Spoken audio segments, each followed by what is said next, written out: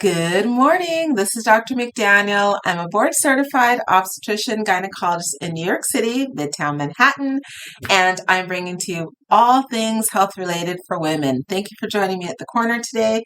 This is part two because I realized I just have loads to say about UTI, bladder infection, cystitis. So first presentation went on too long. You can catch that first presentation. It'll be previous to this one. And it really outlines all of the signs and symptoms, the usual suspects for knowing whether or not you have a bladder infection, cystitis, UTI. Today, I'll try to briefly go over some of the things you can take over the counter. So if you feel like you easily get bladder infections, you can take things on a regular basis to try to prevent that infection.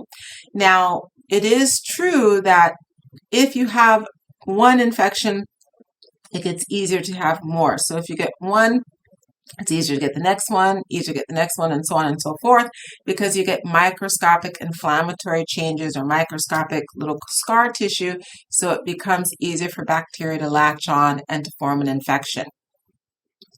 Now, the easiest thing you can do to prevent an infection is just to drink lots of fluids. I always tell the patients when they come in, I always say it's kind of like, what is it, the itsy bitsy spider went up the water spout. So every single day, all of us will get bacteria in our bladder. So just regular activity, walking, running, bicycling, run-of-the-mill usual activity with the friction gets bacteria because the genital region is chock full of bacteria. So the skin, the vaginal system, the intestinal system, here's the urethra, and then here's the vagina. It's about that far apart, and then here's the rectum. So these two areas are chock full of bacteria, and then here's the urethra, which is supposed to stay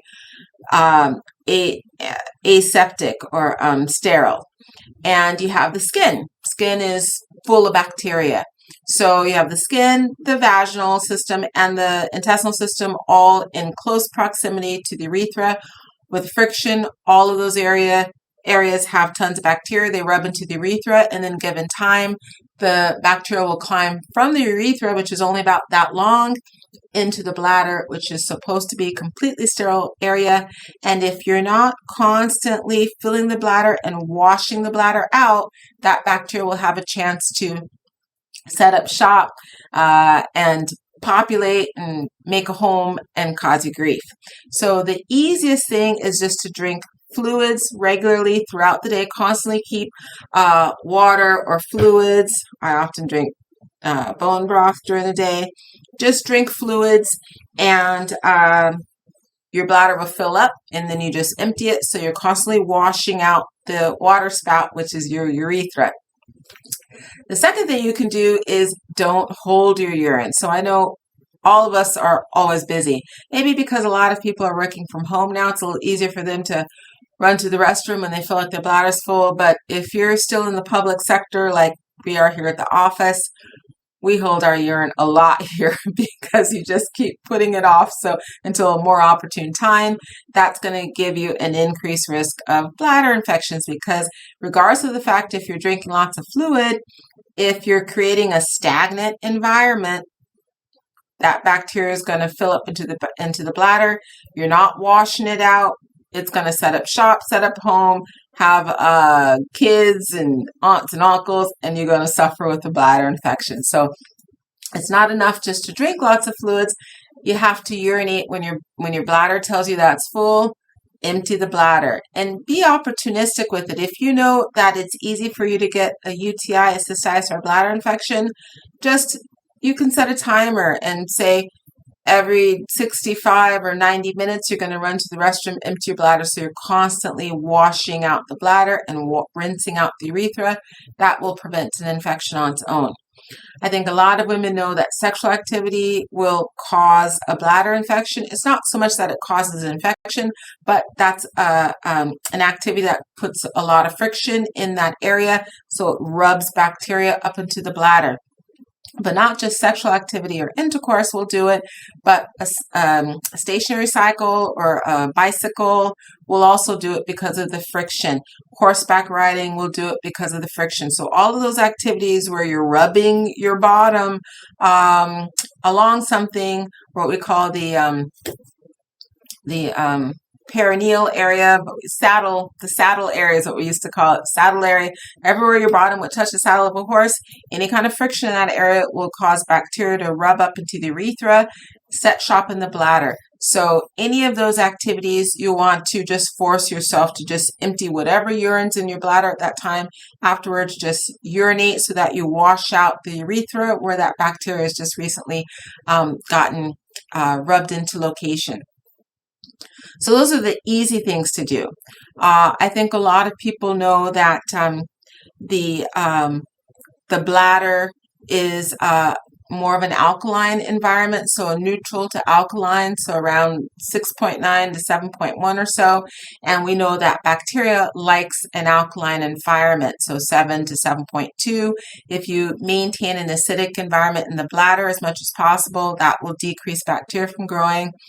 I've done quite a bit of research on this, and the research really is kind of 6, 1, half a dozen. So there's a lot of research that says trying to acidify the urine does absolutely nothing. And then there's other like meta-analyses that say it does help. So I tell women, if you can acidify the urine, it will only help, never hurt. And a lot of kind of anecdotal studies, women say that if they drink cranberry juice, real cranberry juice, not the one full of sugar, but tart cranberry juice, or any acidic type of juice like grapefruit juice or even apple cider vinegar dilute, will help to minimize bacterial buildup.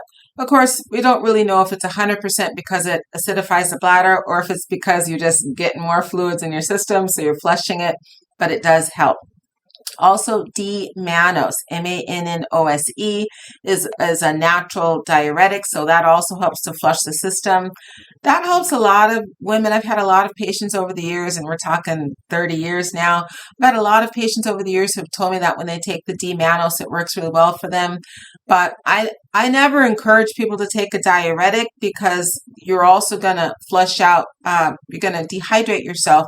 So you're going to flush your system unnecessarily. It's best to hydrate yourself and then just to naturally have to urinate because your bladder is full, because you're well hydrated. And I tell everyone one sign, a quick, what we call poor man's test of whether or not you're well hydrated is just if your urine is clear. So the darker your urine or the more concentrated your urine is, the more dehydrated you are. So within an hour or two of waking or arising in the morning, your urine should be clear like water. At the most, really, really pale urine, yellow urine. But ideally, it should be clear like water. So in the hospital where we have catheters to drain the bladder and we're giving people IV fluids, so they're drinking, they're well hydrated. When you look at the bag, it's either clear or very pale urine. So that's a quick poor man's test of whether or not you're well hydrated. If your urine has a strong urine odor or it's dark urine, you're not hydrated. So when you're poorly hydrated, you're not going to urinate as frequently because your body's trying to hold on to those fluids. You're going to set yourself up potentially for an infection. And we all know that the immune system helps to fight infections quickly. So the usual suspects for supporting the immune system, one that I really advocate for is L-lysine. It's an amino acid. If you take 500 milligrams twice a day, that works really, really well at supporting, strengthening your immune system. And then in addition to that would be the usual elderberry, zinc, high dose vitamin C, and folic acid and probiotics. But for the probiotics, I found if you double up on whatever the bottle recommends, so the recommendations will usually help the intestinal system. But if you double up on the frequency, that will often help support the immune system. If you have signs or symptoms of a urinary tract infection, UTI, cystitis, bladder infection, which I stated whole bunch of those in the previous presentation, as soon as you have those symptoms, just start pounding the fluid. So water, real cranberry juice, grapefruit juice, or dilute apple cider vinegar. Just start really flushing your system. You have to do that past the point where you feel back to normal. So you want to do that for at least 20, you want to keep flushing your system for at least 24 to 36 hours past feeling normal. I often get women in here who say they flushed their system as soon as they had symptoms, and when they felt better, they went back to normal, and then about 3 to 4 days later, their symptoms came back. And that's because you mechanically decrease the concentration of bacteria, but you didn't go past feeling great that 24 to 36 hours. You had a little bit of bacteria still there in the bladder, just enough so that you didn't have symptoms, but enough so that once you went back to normal, then that bacteria multiplied and you got your symptoms again 4 to 5 days later. So if you keep flushing your system, drinking lots of fluid so your urine is clear, and you have to urinate like every 45 to 60 minutes to flush it, do that for a good 36 hours past feeling back to normal. That will usually work. So I hope that's helpful information on things you can do over the counter or homeopathically to prevent or to treat an early infection. Thanks for joining me at the corner. Have a great rest of your day. Make sure you hit the like, subscribe, follow buttons on Facebook, YouTube, and our podcast. It's GYN Corner. Bye.